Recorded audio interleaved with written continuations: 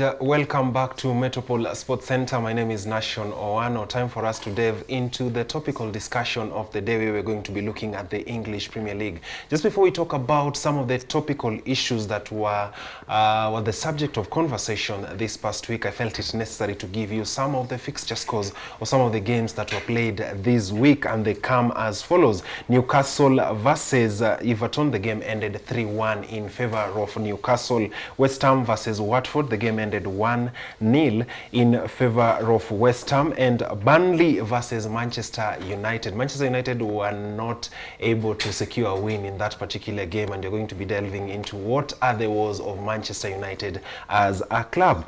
Norwich City versus Crystal Palace, the game ended 1-1. And Tottenham Hotspurs versus Southampton FC, the game ended 3-2. Tottenham Hotspurs lost control of that match twice, conceding 3 goals, meaning they were supposed to win this game, but I don't know what happened in the course of this particular game, and they lost that particular win. Manchester City and Brentford, the game ended 2-0 in favor of Manchester City. This basically means that Manchester City are 12 points clear at the top of the league table. And Aston Villa versus Leeds United, the game ended at 3-3. Liverpool versus Leicester City, the game that was played yesterday, the game ended 2-0 in favor of Liverpool. And Wolverhampton versus Arsenal, the game ended 1-0 in favor of Arsenal, despite them being reduced to 10 men in the 69th minute.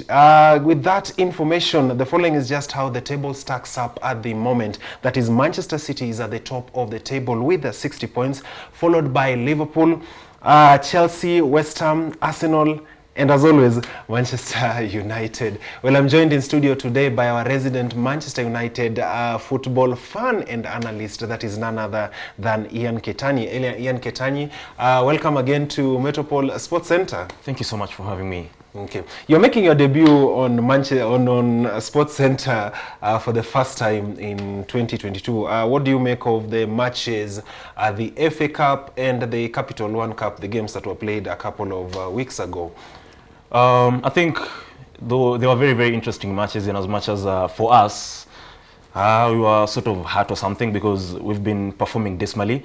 But I think we are playing good football for Manchester United. We are playing good football. It's just that you know, we are paying for our own you know, profligacy, because we're not prolific in front of goal. We're creating chances, but we cannot finish them off, and you know, our opponents punish us for that. So I think the only problem with Manchester United at the moment is finishing off the chances they are creating. So if we can deal with that at the training ground, I think we are a very, very good team. Okay. Ketanyi, you are going to be talking about Manchester United as a team later on in this conversation. Just before I come back to Ketanyi, one particular event happened this past week. That is a West Ham player, that is Zuma, was the subject of a scandal this past week, and you'll be surprised why he has been the subject of conversation this week. This is because a video surfaced online of him kicking a cat. So there's a lot of backlash that has come at the backdrop of that, and the conversation right now, there's a lot of piling pressure on West Ham to probably take punitive actions against Zuma. Already his brother who took the video has been suspended. Ketanyi, looking at this particular issue from where I sit, I feel that this whole thing has been sensationalized. Not that I'm condoning mistreatment or abuse of animals, but I feel it has been taken out of proportion. Do you agree with this sentiment? Absolutely, because of course you've said we do not support what he did. It is not right to do that, but you know, the backlash that has come with it, I think the reaction is absolutely noted, because it is now as if the issue is not the cat anymore. It's an issue of race, because people have done other grievous mistakes before, and they've not been punished. We've seen you know, Adidas terminating the contract they had with Kat Zuma, which is,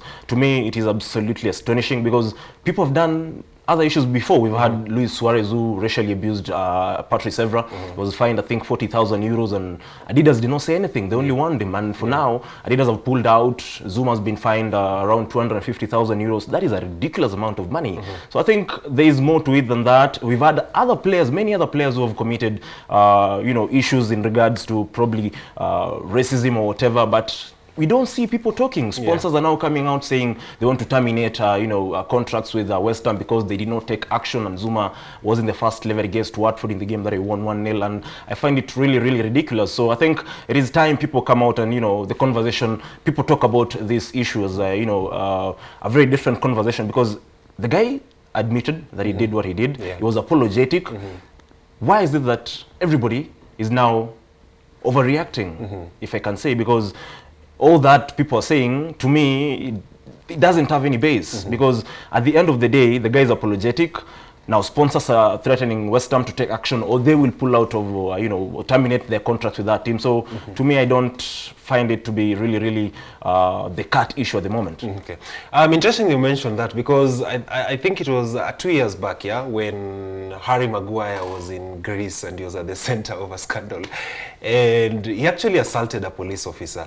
But a couple of weeks back, coming back to England, he was still allowed to play. Do you think the situation will have been handled differently? Leave alone the guy being allowed to play.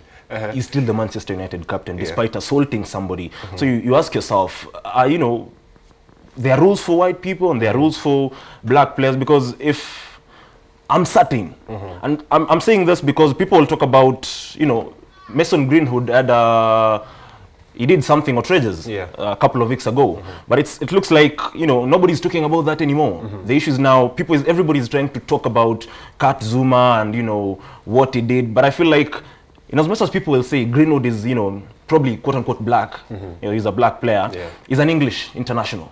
So if you're playing for England, the backlash will not come that strongly. But if you do not play for England, that will be absolutely taken out of proportion. Okay. I think this is a perfect time for us to segue into the performance of Manchester United, just to put this conversation into context. When Sir Alex Ferguson left Manchester United on 19th May in 2013, up to date, Manchester United has had a total of 7 coaches, both interim and confirmed coaches. I think this is a time for us to talk about what do you think is ailing Manchester United, because, and I think we've had this conversation on the sidelines with you, you have some of the top best players, not only in the English Premier League, but in the world. What do you think ails Manchester United?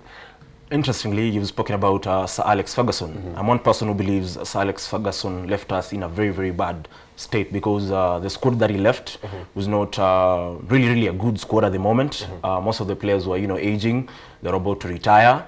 And as if that was not enough, the guy decided, he'll pick a manager for us. And as much as, David Moyes was not given enough time, I do believe Ferguson still calls the shots at Manchester United. There's no doubt about that. And to me, I'm not, from where I sit or from where I stand, it doesn't really, sit right with me, because if the guy is out of the club, leave the club. Let the club run without you, whatever. And interestingly, to how Manchester United have been performing, we've had managers. You remember Mourinho said when he finished second, he said that is the best that he could, have gotten from Manchester United at that time, and that is his greatest, one of his, greatest achievements. And people, talked as if, what is this guy saying? But today, it is testimony that he was absolutely honest, because where we are at the moment, we have world-class players, like you said, Cristiano Ronaldo, Bruno Fernandes, very, very high-quality players, but the performance is not there. It's like there's no proper integration in that team. We were here last year talking about, Ole Gunnar Solskjaer and his performance, and the guy was fired. But in as much as there's been minimal change or minimal progress, we're still the same place that we were 5 months ago. So I think Manchester United as a team, if Rangnick will continue with that team, or if we'll get a new manager, that new manager has to sit down with the players, iron out what the problems are, be ruthless. People are talking about Mikel Arteta and how he treated Aubameyang and how he treated, Matteo Guendouzi. You need to be ruthless. You either shape up or you ship out. So I think that is what is lacking at Manchester United. Okay. So the main issue is basically on the touchline, or do you think it's a combination of both? Because there are players there who sometimes when you're watching them play, you're like, I will expect much more better from you, but you're not seeing that 100%. Is that, can you tie that to the management style, or it's just a lack of motivation from the Manchester United side? I'd not really say lack of motivation, because playing for Manchester United, it is one of the greatest teams in Europe. That should be enough motivation. Recently, we've had issues where, for example, the Lingard issue. Rangnick was, had his own opinion about it. Lingard had his own opinion about it. You can really see that there's some, differences in that particular team. We've talked about Ferguson. Back then, the guy was ruthless. Either, like I've said, you either shape up or you ship out. There's no in between. So at the moment, I feel like there's disunity to some point. But since Rangnick came in, there's been progress, some bit of progress from that. Because even in terms of performance, because under always 12 games, in 12 games under Solskjaer, we had conceded around, I think, 24 goals. But in 9 games under Rangnick, we've conceded only 9 goals. Despite the fact that we've had 4-1-1 draws. So to me, like I've said before, I think it is an issue of finishing chances, because we're playing good football. There's no doubt about that. We played good football against Middlesbrough on Friday during the FA Cup, but we lost on penalties because Middlesbrough is, no disrespect, but Middlesbrough is a championship side, but we lost because we did not kill off our chances. We drew with Burnley because we did not finish off our chances. So to me, I don't understand what really happens, because people are talking about we have experienced players. Edinson Cavani is an experienced, striker. Which he's not shown up for the team for a couple of matches now. People always say Cavani, gives more on the pitch as compared to Ronaldo. The guy gave up absolutely nothing in the 60 minutes. I mean, he dropped a stinker. So to me, Ronaldo is aging. He's 37 at the moment, and this, whatever I'm about to say, will not be popular among United fans. But to me, I feel like when we brought in Zlatan Ibrahimovic, that was a more successful spell than what we're having at the moment with Cristiano Ronaldo, unless we can win the Champions League. Because with Zlatan Ibrahimovic, we won the Community Shield, we won the FA Cup, and we won the Europa League. So if we cannot win the Champions League, which I know it's something that it's really tight right now. I mean, of course, but if we can win that, then the only way you can say bringing in Ronaldo has been a success, because we are 18 points from Manchester City. So we cannot even win the league. So the Champions League is the only thing that we can win. For me to say bringing in Ronaldo was a success, because we brought him to win titles. What else? So if we cannot win titles with him. So I don't really believe bringing in Ronaldo is the right thing. Okay. Maybe as we wrap up this second part of the show, Manchester City are sitting with the 60 points at the top of the table. Is it safe for us to say that the league is already done and dusted? I am one of the few people who think we're not yet done. 12 points. Liverpool have 2 games in hand. They won 1. So it's probably 9 points with a game in hand. So if Liverpool win their game in hand, it's 6 points. They still do have to play Manchester City.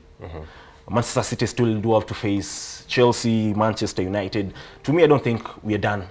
I think Liverpool can mount a challenge, because with the addition of Luis Diaz to that team, Luis Diaz is a very, very exceptional player. I do believe Liverpool can pressure Manchester City. It is not yet over until it's over. Okay. Interesting you mentioned Luis Diaz, because you're going to be talking about Luis Diaz in the third part of the show. Well, that wraps up the second part of the show. We do take a short commercial break. After the break, we are going to be continuing the conversation about the English Premier League. See you after the break.